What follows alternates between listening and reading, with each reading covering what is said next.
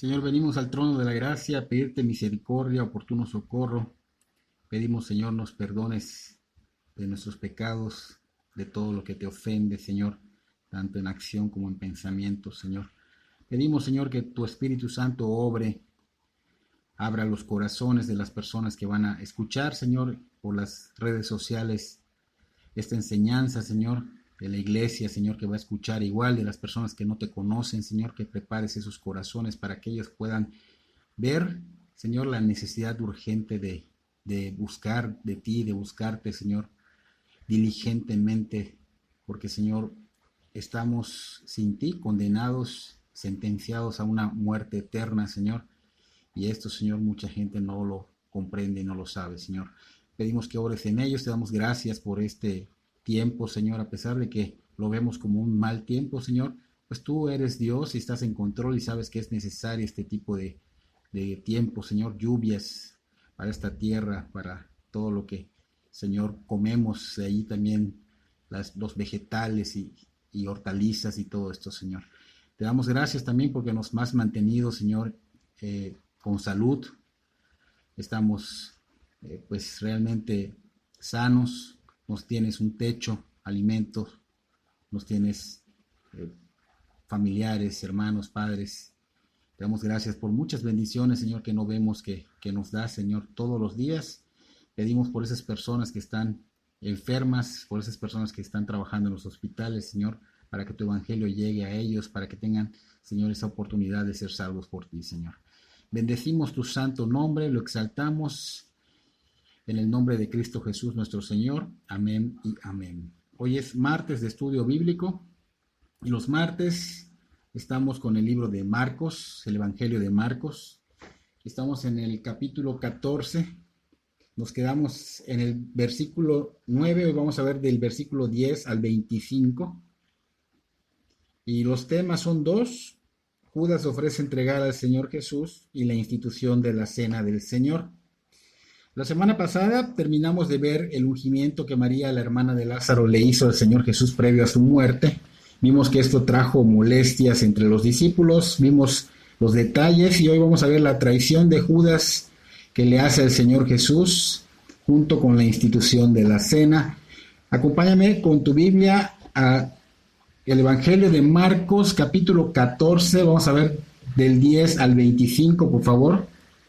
Marcos, Evangelio de Marcos, capítulo 14, versículo 10 dice: Entonces Judas Iscariote, uno de los 12, fue a los principales sacerdotes para entregárselo. Ellos al oírlo se alegraron y prometieron darle dinero, y Judas buscaba oportunidad para entregarle. Hacemos una pausa acá, versículo 11. Dos versículos vemos acá, el 10 y el 11, versículos muy fuertes, enfocados en ¿qué? En la traición. Y esto es más doloroso porque viene de la familia del Señor. Judas Iscariote era uno de los 12 discípulos escogidos por el Señor Jesús y ellos vivían como una familia. No fue elegido por error. El Señor Jesús no se equivocó al elegirlo. Si eso es lo que estás pensando, Él nunca estuvo fuera de control. Tenía que suceder así. Y esto lo vamos obviamente a corroborar. En el Evangelio de Juan, capítulo 17, versículo 12. Acompáñame al Evangelio de Juan, capítulo 17, versículo 12, donde dice, donde el Señor le decía al Padre orando, cuando estaba con ellos en el mundo, yo los guardaba en tu nombre, a los que me diste, yo los guardé, y ninguno de ellos se perdió.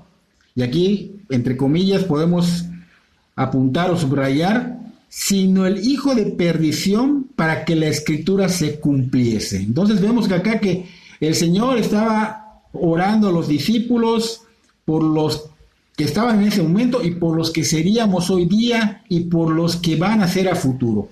Pero también menciona claramente que estaba escrito que Judas tenía un corazón perdido, que dice, sino el hijo de perdición, y es este Judas al que se está mencionando, ¿ok? Entonces algunos mencionan que el motivo por el cual Judas Iscariote traicionó al Señor Jesús fue porque sus sentimientos fueron lastimados cuando el Señor Jesús lo reprendió después de que María derramó sobre la cabeza del Señor Jesús aquel vaso de alabastro de nardo puro.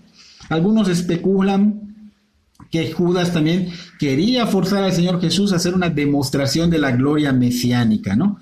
Pero en el Evangelio de Juan lo menciona muy claro, capítulo 12, versículo 6. Dice, esto porque era ladrón, no porque amaba a los pobres, ni porque se sintió por el regaño o porque quería ver la demostración de la gloria de Dios, sino porque era ladrón. Este hijo de perdición toma una decisión rotunda, decide traicionar al Señor, y esto nos puede enseñar que él maquinaba esto. Todo lo que se ejecuta antes, primero se maquina, se le da vueltas en la mente hasta que llega un momento en que se toma la decisión determinante de llevarlo a cabo.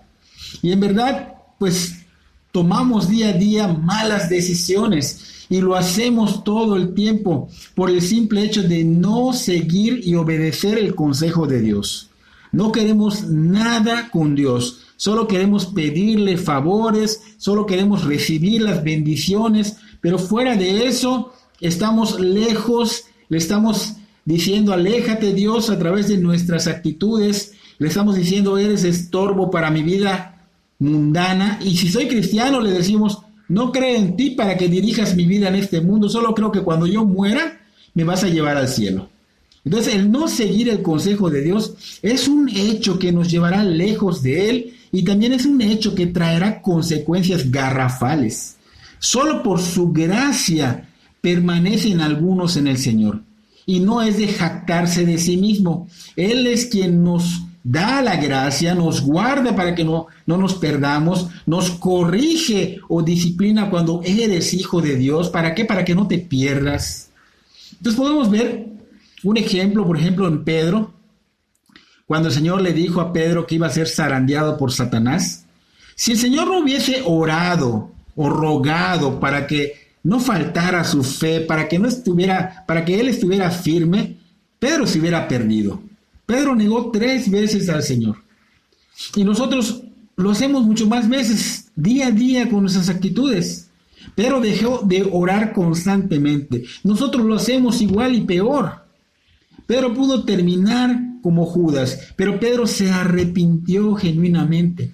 Por eso fue perdonado, fue limpiado y fue usado grandemente por el Señor. En cambio, Judas no, porque no hubo un verdadero arrepentimiento, no hubo una confesión de pecados. Judas tenía un corazón duro que no iba a suavizarse nunca, como el corazón de aquel faraón.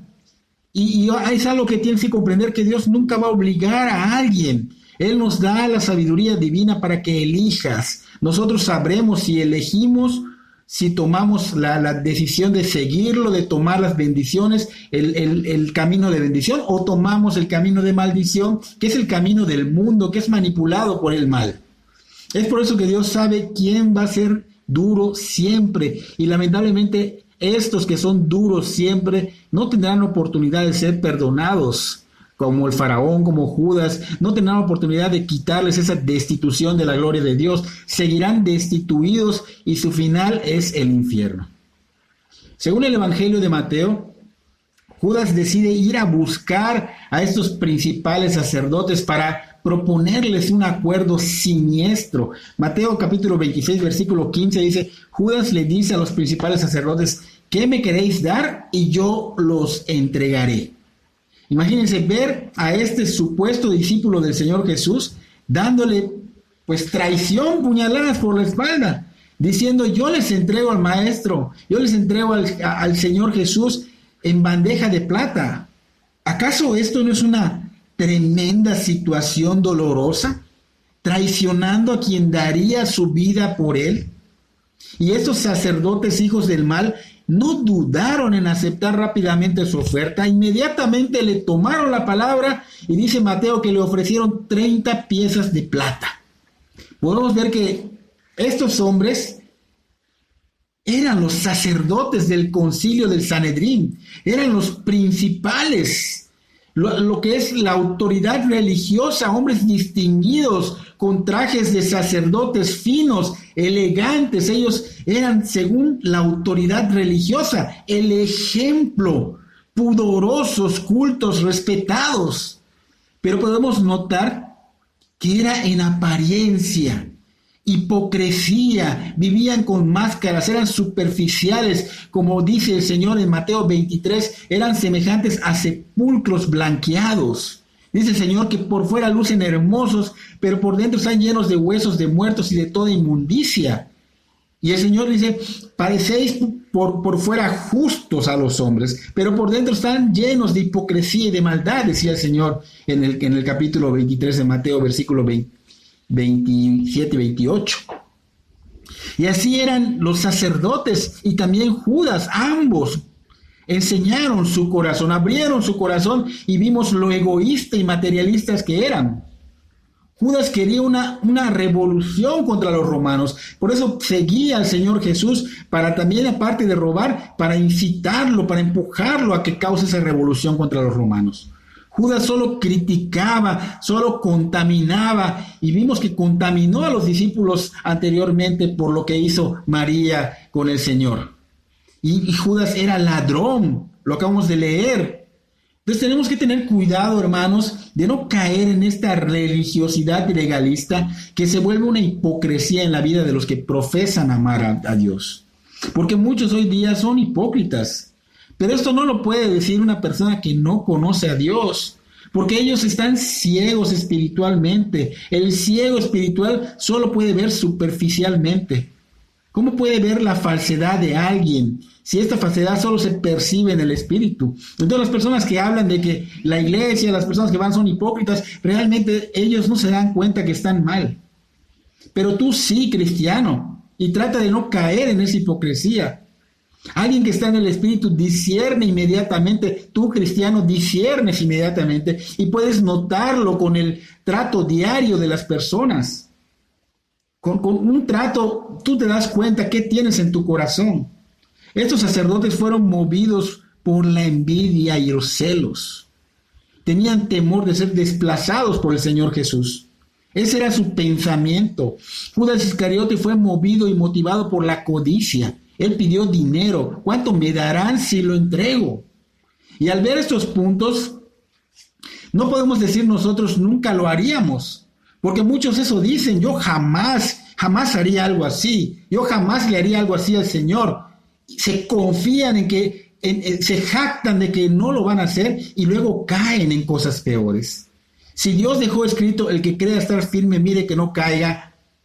Si lo dejó él escrito, es porque sabe que podemos caer, sabe que somos fáciles de ser tentados. Por eso nos menciona que tengamos cuidado, nos da la solución. Nos dice, permanece, persevera, estate vigilante, no bajes la guardia, ora, vela, estudia, obedece. Zacarías profetizó de este hijo de perdición en el capítulo 11, versículo 12. Y les dije, si os parece bien, dadme mi salario, y si no, dejadlo. Y pensaron por mi salario 30 piezas de plata. Fíjense, 600 años antes de Cristo es mencionada y escrita esta acción de traición y codicia a la persona de Cristo, especificando las 30 piezas de plata, como si Zacarías estuviera presenciándolo y lo estuviera escribiendo. Es por eso que estos eventos deben traer a nosotros veracidad, debemos hacerle caso a la palabra de Dios porque es profética. Sucede todo lo que dice con punto y coma. Cabe mencionar que Dios ordenó que estas cosas sucedieran, pero es importante grabarnos en el corazón que Dios no estimuló a Judas a pecar, porque en Dios no puede haber maldad. Menciono este punto porque muchos dicen que Dios es malo porque manipula a las personas a hacer mal para que luego Él obre y queden bien. Y esto es una mentira de Satanás. No es así. El Evangelio de Lucas dice claramente quién manipuló a Judas Iscariote y cómo Judas se dejó manipular. Entonces no tenemos por qué estar echándole la culpa a Dios. Vamos al capítulo 22 del Evangelio de Lucas, del 1 al 6. Dice, y estaba cerca la fiesta de los panes sin levadura, que se llama la Pascua. Y los principales sacerdotes y los escribas buscaban cómo matarle, porque temían al pueblo. Y entró Satanás en Judas, por sobrenombre Iscariote, el cual era uno de los números de los 12. Y este fue y habló con los principales sacerdotes y con los jefes de la guardia de cómo se lo entregaría. Y ellos se alegraron y convinieron en darle dinero. Y él se comprometió y buscaba una oportunidad para entregárselo a espaldas del pueblo. Los líderes religiosos, esos sacerdotes, habían querido destruir al Señor Jesús desde hace mucho tiempo atrás. Y lo vemos aquí desesperados, maquinando cómo matarlo. Y vemos que el mal les pone la ayuda. Ahora ellos tenían ya a un aliado, a Judas. Judas es la ayuda, fue manipulado por Satanás. Y estos sacerdotes dicen que se gozaron, se alegraron de lo que, pues obviamente ya le iban a hacer al Señor y de la traición que se veía a través de su discípulo del Señor Jesús. Y el mal siempre va a traerte ese gozo cuando hagas mal, siempre va a traerte ese sentir y te va a llevar de la mano a todo aquel que no busque de Dios. Entonces queda claro que el mal es quien manipuló esto, porque Judas le dio pie, o sea, le dio entrada para ser manipulado. ¿Por qué? Porque Judas no creyó en Cristo, no buscaba la enseñanza de Cristo como un tesoro, no vivía la palabra. Entonces estos sacerdotes, hijos del mal, prometieron darle el dinero a Judas Iscariote, quien al escuchar que le darían dinero, buscaba esa oportunidad para entregarlo. Este traicionero llegó a su límite. La acción de María solo fue el detonante, fue la gota que derramó el vaso para él. Pudo haber sido cualquier otra cosa que lo detonara, pero así estaba escrito. Judas, después de este evento de gloria, porque pues María había ungido al Señor para su muerte y decidió traicionar al Señor Jesús con los líderes religiosos que querían asesinarlo. Según la Biblia, estamos viendo que no había una intención, no había ninguna intención noble en el corazón de Judas. Su corazón estaba totalmente perdido, podrido, y fue motivado por la codicia, por el dinero. El dinero no es malo, la codicia, el amor al dinero es lo que es malo. ¿Y hasta dónde nos puede llevar ese amor por el dinero? Hay mucha gente que está haciendo mucha maldad por todo el mundo por el dinero. Fíjense, este hombre preguntó cuánto le darían si entregara al Señor. Y estos hijos del mal le dijeron 30 monedas. Y es como si hoy le dieran 6,000 pesos a alguien por entregarlo y asesinarlo. Es un equivalente, porque ellos habían maquinado asesinarlo. Y se dice acá en las cárceles que se han visitado de aquí de Yucatán, que han asesinado a personas y les han pagado entre 3,000 y 10,000 pesos. Eso vale para esas personas una vida.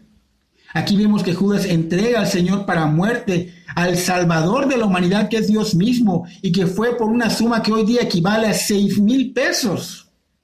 Lo que cobra un asesino hoy día para matar a cualquier persona que le menciones.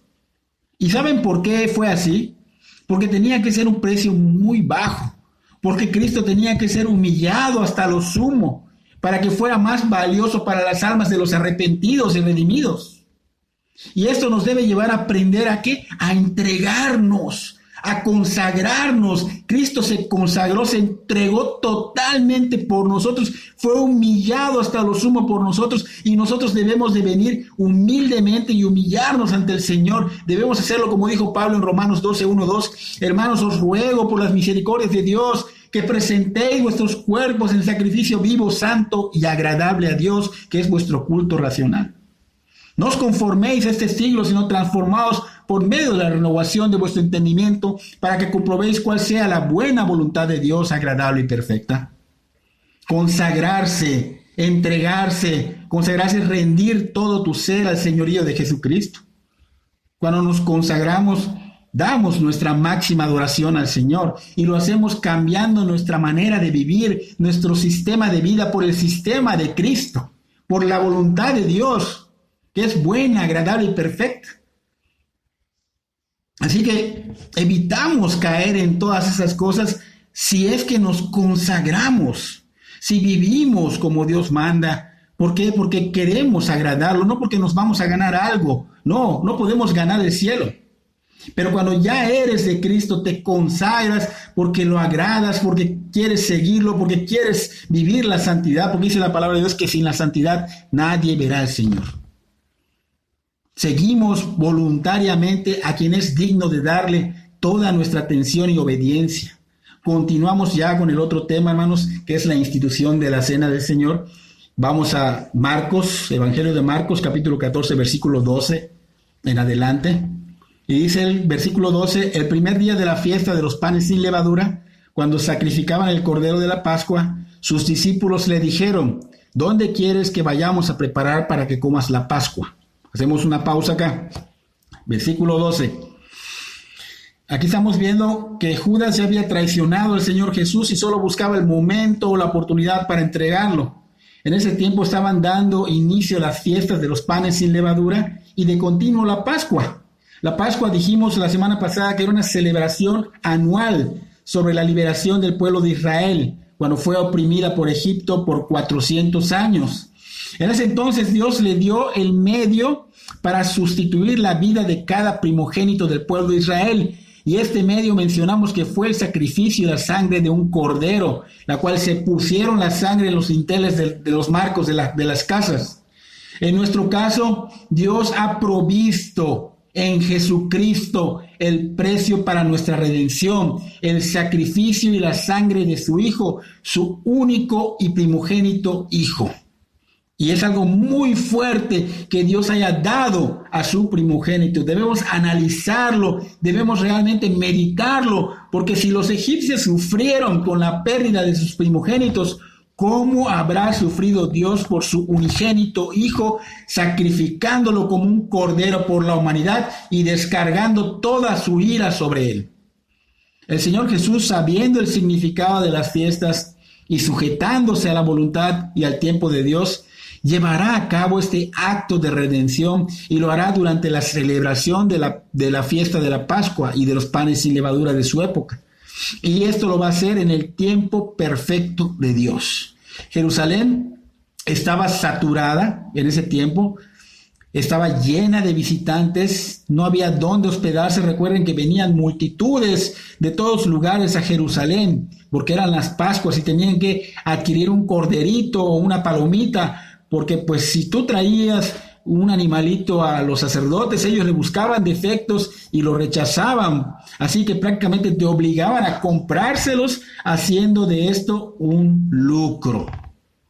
Los discípulos le preguntaron al Señor, ¿dónde quieres que vayamos a preparar para que comas la Pascua? Y esa pregunta le hicieron pensando en esto que estamos viendo, que estaba abarrotada Jerusalén por esas fiestas. Señor, si todo está lleno y no hay lugares para que nos renten o que nos presten, dinos dónde podemos preparar la cena. Prácticamente eso estaban diciendo los discípulos. Porque la verdad le decían, es imposible encontrar lugar con tanta gente. Pero para el ser humano es imposible, pero para Dios no. De la misma manera que cuando mandó a sus discípulos para que le traigan una asna y un pollino, y les dijo el lugar exacto donde estaba y cómo le iban a hacer y decir, y sucedió tal y como le describió, de la misma manera que le dijo a Pedro, ve y echa tu anzuelo y toma el primer pez que salga, y cuando le abras la boca hallarás un estatero, tómalo y dáselo por ti y por mí para pagar nuestros impuestos. Y así sucedió. De la misma manera que dijo el Señor, aquí viene un verdadero israelita en el cual no hay engaño. Y Natanael le dijo, ¿cómo es que me conoces? El Señor Jesús le dijo, antes que Felipe te llamara, cuando estabas debajo de la higuera, yo te vi, y así fue. De esa misma manera, en nuestro texto, continuamos con nuestra lectura de Marcos capítulo 14, versículo 3 en adelante, dice, y envió 2 de sus discípulos, y les dijo, id a la ciudad, y os saldrá al encuentro un hombre que lleva un cántaro de agua, seguidle. Y donde entrare, decid al señor de la casa, el maestro dice, ¿dónde está el aposento donde he de comer la Pascua con mis discípulos? Y él os mostrará un gran aposento alto ya dispuesto. Preparad para nosotros ahí. Fueron sus discípulos y entraron en la ciudad y hallaron como les había dicho y prepararon la Pascua. De esa misma manera el Señor les estaba enviando, y esta señal es como las anteriores. Eran señales inusuales. Y vamos a ver por qué ahorita. Por ejemplo, las mujeres usualmente llevaban sus líquidos en sus cántaros, pero los hombres no. Los hombres llevaban contenedores de pieles de animales para traer sus líquidos. Así que era inusual que un hombre llevara un cántaro para sus líquidos. Así que esta era claramente una señal distintiva para los discípulos. El Señor regularmente les decía cosas que todavía no pasaban, como si Él estuviera viendo el futuro. Y en realidad así es, Él todo lo ve, todo lo sabe, nada puede esconderse ante los ojos del Señor. Él conoce el futuro y sabe cómo va a terminar todo. Para prueba, podemos ver que hay muchas profecías, infinidad de profecías que se han cumplido de manera precisa hasta el día de hoy. Y quiere decir que ese porcentaje que queda se va a cumplir de la manera precisa hasta que el Señor venga. Entonces los discípulos hicieron como el Señor les dijo, siguieron a aquel hombre y le dijeron que el maestro preguntaba que dónde estaba el aposento donde comerá la Pascua.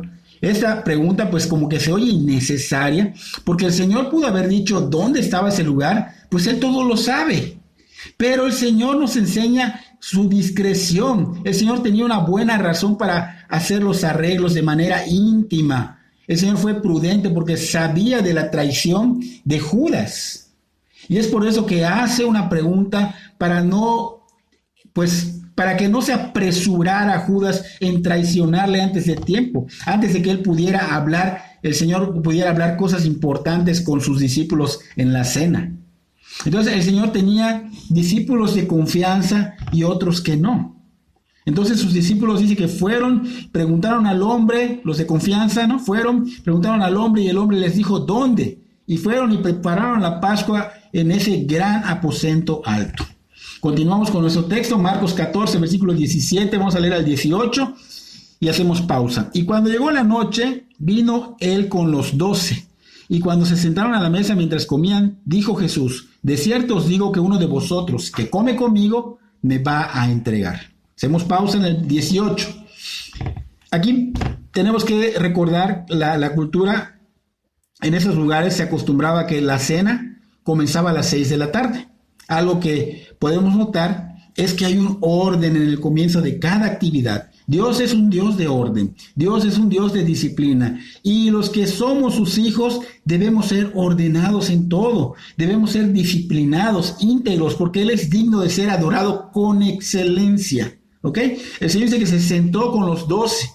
El Evangelio de Juan, capítulo 13, menciona que antes de cenar, mientras merendaban, el Señor le lavó los pies a sus discípulos y también lo hizo con el que lo traicionó y que lo iba a entregar a los sacerdotes.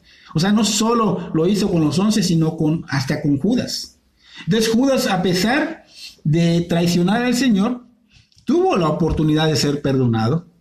Si se hubiera arrepentido, pudo haber sido perdonado, porque el Señor le mostró misericordia, le mostró amor genuino y divino. Judas presenció muchas cosas, fue testigo ocular de milagros, vio resucitar a Lázaro, vio cómo sacó demonios de los hombres, incluso se le dio poder y autoridad para que él mismo sacara demonios. Tuvo las oportunidades y los privilegios. Y esto es un gran peligro para nosotros hoy día, porque muchos decimos que seguimos al Señor, que estamos con el Señor, pero ¿en verdad lo seguimos? ¿En verdad estamos con Él? ¿En verdad Él está con nosotros?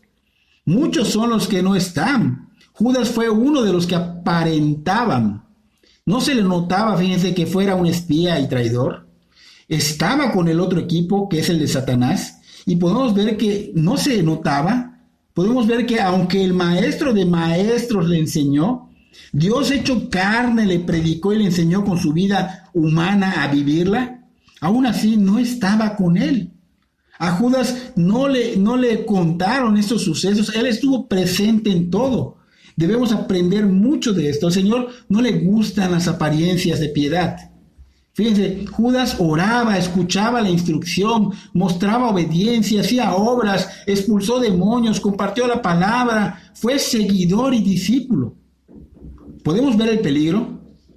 Hay peligro para todos nosotros de que Dios nos está dando oportunidades increíbles y no estamos con Él ni en Él. Judas estuvo en todo esto, pero fue pura apariencia, hipocresía.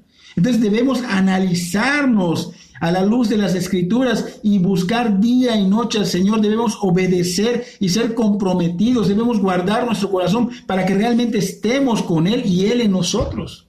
No nos vaya a pasar como a Judas, el hijo de perdición. Cristo mora en el corazón de las personas que se arrepintieron, que son humildes, que son mansos, de los que se sujetan a su voluntad, no solo a algunas cosas, sino a todo, no de los arrogantes, no de los orgullosos, no de los altivos y presumidos, no de las personas egoístas. Mientras sus discípulos comían, el Señor Jesús les dice algo fuerte, les dice: uno de ustedes que come conmigo me va a entregar. O sea, les cayó como una bomba. No se esperaban algo así, estaban atónitos. Creo que se atragantaron. Dice Marcos capítulo 14, versículos 19 y 20, que es lo que nos sigue. Entonces ellos comenzaron a entristecerse y a decirle uno por uno: ¿seré yo? Y el otro: ¿seré yo? Él respondiendo les dijo: es uno de los 12 el que moja conmigo en el plato. Hacemos pausa, versículo 20. Cualquiera se hubiera sorprendido tremendamente y asustarse si escuchara de pronto esta frase: uno de ustedes que come conmigo me va a entregar. Tal vez hasta te atragantarías con la comida. ¿Por qué? Porque ellos habían vivido con Él, habían escuchado y aprendido de Él. Por 3 años y un poco más habían vivido juntos, se conocían y nunca notaron que había alguien que estaba espiando, que estaba en el otro equipo, que era un traidor entre ellos. No lo vieron venir. Así que habrá sido difícil de digerir. Se habrán puesto tristes, como dice acá, y fueron sacudidos por esta noticia y preguntaban: ¿soy yo, Señor? Pero en sus mentes seguro decían: ¿verdad que no, Señor? Y es admirarse esto, porque entre ellos no había sospechas de alguien. Vivieron tranquilos por 3 años sin saber que tenían entre ellos una víbora. Y ha pasado en nuestras vidas y pasará en la iglesia siempre hasta que Dios venga por su iglesia.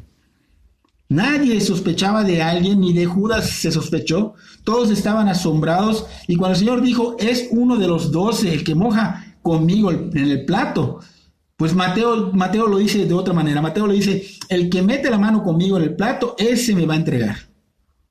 Y al escuchar esto, pues se preocuparon. Pero al ver que todos metían la mano en el plato para remojar su pan, como que sintieron alivio y descansaron. Seguramente pensaron: seguro es una de sus parábolas. Y ya nos había asustado. Eso habrán pensado. Pero no se dieron cuenta que el verdadero traidor había metido la mano con el pan al plato, había remojado su pan de una manera hipócrita.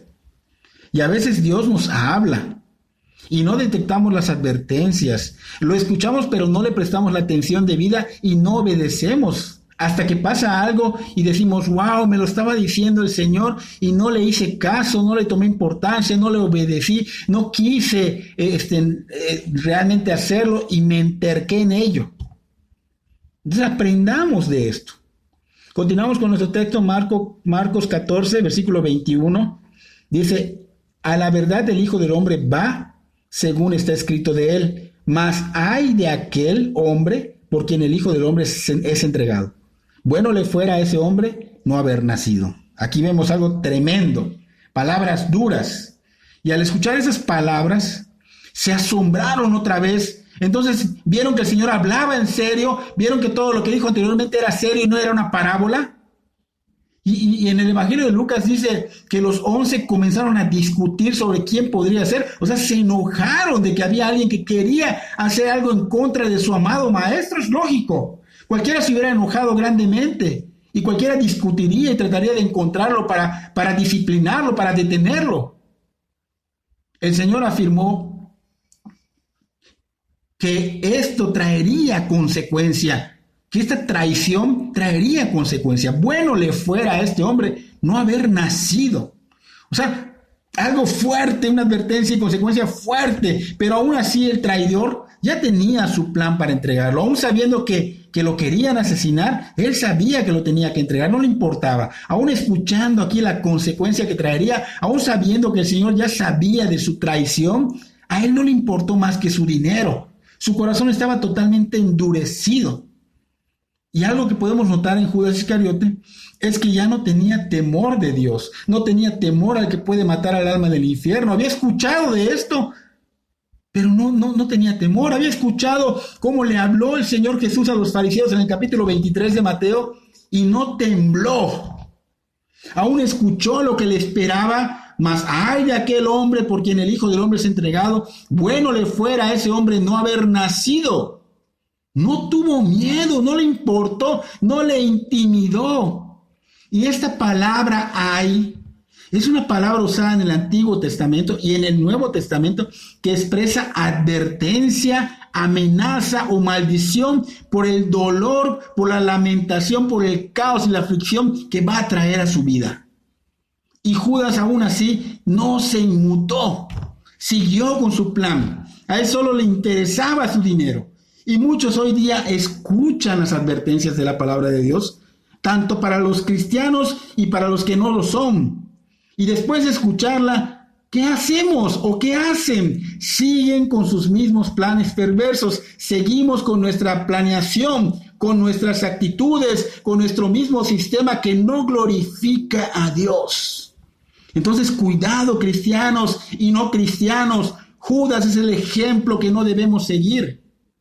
Porque así somos muchos, escuchamos las advertencias, escuchamos las órdenes del Señor y escuchamos lo que nos puede pasar, lo que nos espera si no hacemos lo correcto. Escuchamos que si no nos arrepentimos traerá desgracia y si no vivimos de acuerdo a su voluntad traerá consecuencia eterna, pero simple y sencillamente no hacemos caso. No tenemos temor de estar contra de Dios, no nos queremos sujetar, solamente nos rebelamos. ¿Y esto por qué? Porque pensamos en nuestro egoísmo, en nuestra dureza del corazón. Es como decir, me vale muy poco lo que Dios diga, no me importa lo que venga, no me importa la consecuencia. Y hemos visto que así piensa Satanás y sus demonios, y así pensó Judas, y sin darse cuenta se dejó llevar por el mal, y la consecuencia sería durísima. Es algo así como cuando estás yendo en tu auto y estás viendo que te está prendiendo el foquito de aceite y dices, bueno, en la próxima semana le hago y llega la próxima semana, bueno, la próxima semana le hago y no obedeces a la advertencia, no tomas esa advertencia y te vale y después se desviela tu auto. Bueno, esas consecuencias pasan en nosotros por no seguir el consejo de Dios, por valernos muy poco Dios. En el Evangelio de Mateo, capítulo 26, podemos ver a Judas con una hipocresía. Fue cínico porque le pregunta al Señor, ¿soy yo maestro? O sea, todavía sabiendo que es él, cínicamente le dice, ¿soy yo maestro? El Señor le responde, tú lo has dicho. Y esta frase, tú lo has dicho, afirma que Judas sería quien lo entregaría, pero en esta escena hay una advertencia del Señor Jesús, pero no es una sentencia directa. Hay aún esa misericordia, así como diciendo, aún estás a tiempo. O sea, esto va a pasar, pero aún estás a tiempo. Y esto va para todos, para los que no son convertidos a Cristo y para los que ya son de Cristo.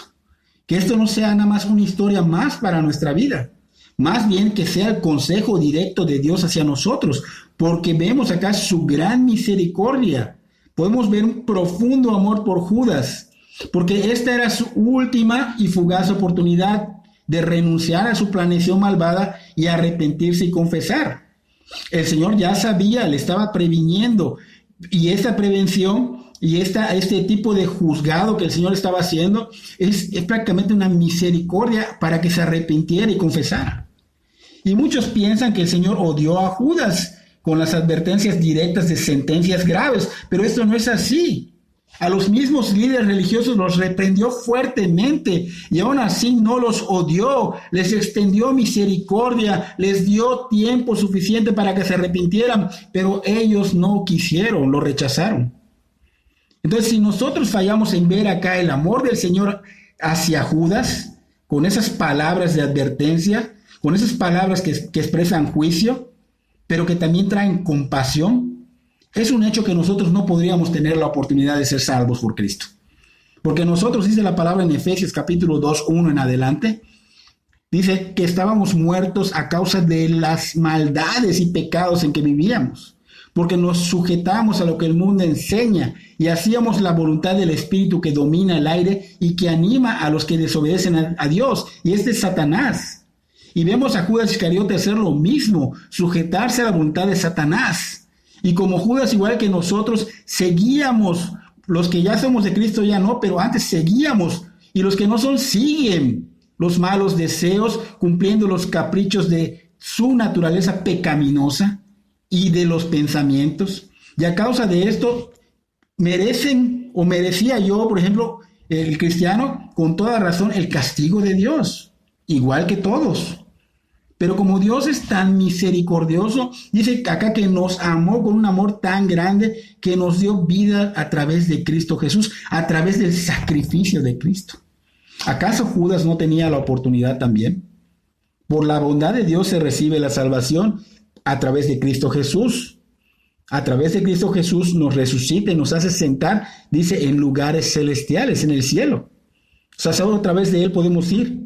Así que, amigo o amiga que escuchas, si los líderes religiosos y Judas tuvieron la oportunidad, tú también la tienes. Pero es en vida, no dilates, porque después no sabemos si vivimos. Puedes perder la gran oportunidad. Judas estaba sentado atrás del hombro izquierdo del Señor Jesús, un lugar de honor que no merecía. Aún sabiendo el Señor todo esto, allá lo sentó. Aún sabiendo el Señor de la traición, le dio en su boca un pan remojado en aceite, que es símbolo de amor. Así como diciendo, sé que me vas a traicionar, que me vas a entregar. Sé que me traicionaste, pero quiero que sepas que moriré por ti también.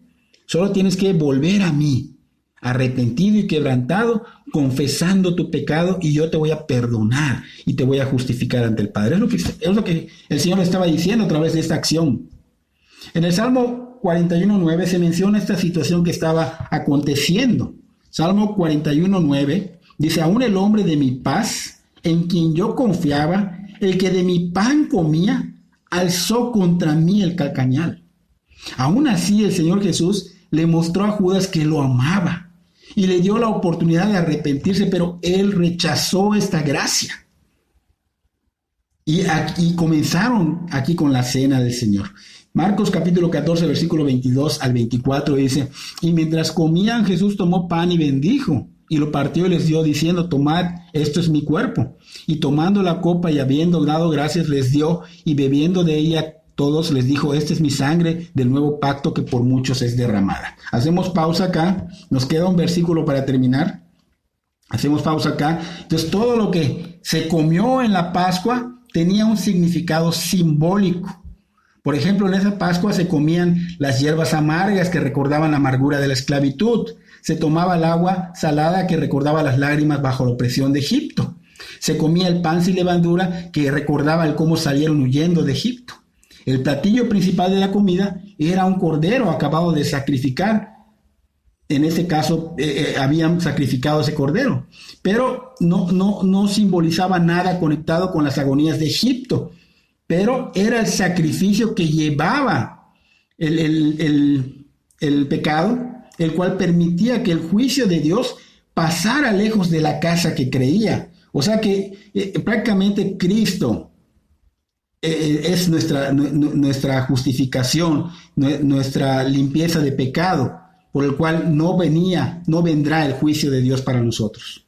Así que el Señor estaba partiendo el pan, y al partir el pan el Señor estaba diciendo a sus discípulos que simbolizaba que unas horas después de esta cena su cuerpo sería partido literalmente, porque Él iba a portar el pecado de toda la humanidad. Es el Cordero, recuerden, que quita el pecado del mundo. Entonces, era de noche, en la mañana pasaría a ser interrogado, abofeteado, sería latigado, descarnado, golpeado, clavado y aplastado por la ira de Dios. El pan siguió siendo pan, no se convierte en carne, es una simbología. Y tomando el vino dijo, bebieron de ella todos. O sea, el Señor estaba simbolizando con el vino que sería el nuevo pacto que hacía con ellos. Esa copa de vino, esa copa venía siendo el vino nuevo. El nuevo pacto es una tipología de la sangre de Cristo. Es una demostración que Él hace nueva todas las cosas a través de su sangre. Y nuestro pecado cuesta algo impagable por el ser humano. Es tan alto el precio que nadie ni nada puede pagarlo. Solo Cristo, que es 100% hombre, 100% Dios y es el Redentor, pudo pagar todo. Facturas pasadas, facturas presentes, facturas futuras. El Señor Jesús vino a redimirnos con su sangre derramada y su cuerpo partido y aplastado en la cruz. El comer y beber para nosotros es absolutamente vital. Sin la comida y la bebida pereceríamos. Sin el Señor Jesús perecemos eternamente. Así que en el último versículo de nuestro texto dice Marcos 14:25, de cierto os digo que no beberé más el fruto de la vid hasta aquel día en que lo beba nuevo en el reino de Dios. Y esto es el cumplimiento en el reino de su Padre que el Señor Jesús anhela. El Señor Jesús anhela una celebración futura de la Pascua en el cielo, una que aún no se ha celebrado con su pueblo. El Señor, cuando resucitó, porque resucitó al tercer día, dice que comió con los discípulos, pero no tomó vino con ellos, porque está esperando que todo su pueblo se reúna con él y entonces se llevará a cabo una gran cena donde podremos tomar vino nuevo en la cena de las bodas del Cordero en el cielo. Así que, hermanos, en conclusión, persona que escucha, Dios desea que su pueblo sea santo como Él es santo. Por esa razón nos predestinó, nos llamó, nos justificó y nos glorificó, para que seamos hechos conforme a la imagen de su Hijo, para que seamos para la alabanza de su gloria y para que anunciemos sus virtudes y su salvación a todas las naciones. Así que debemos tener presente que somos linaje escogido, por eso debemos purificarnos de toda iniquidad, de todo pecado, de toda maldad y malicia, para que todo nuestro ser refleje como un espejo la gloria de Dios.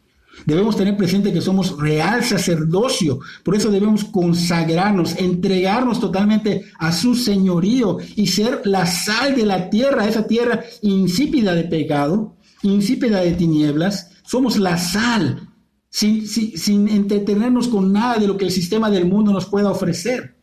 Debemos tener presente que somos nación santa, por eso debemos santificarnos en la palabra para ser como nuestro Señor en toda nuestra manera de vivir. Debemos tener presente que somos pueblo adquirido por Dios, por eso debemos liberarnos de toda especie de esclavitud espiritual, mental, emocional, física y social, sabiendo que fuimos comprados no con oro ni con plata, sino con la preciosa sangre de nuestro Señor Jesucristo, el Cordero de Dios.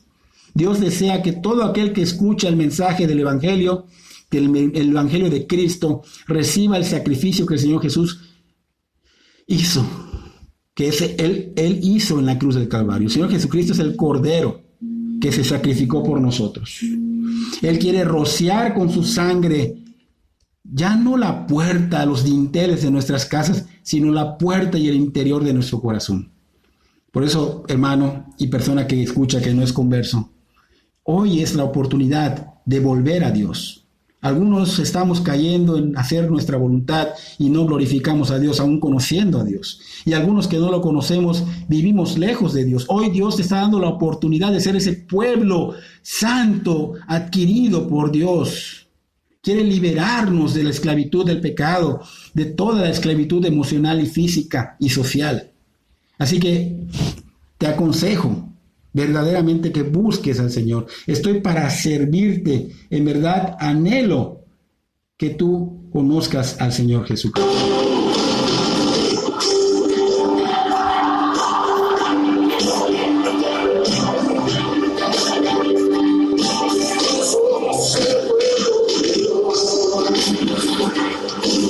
Somos un pueblo especial, llamados para anunciar las virtudes de aquel que nos llamó a su luz. Somos el pueblo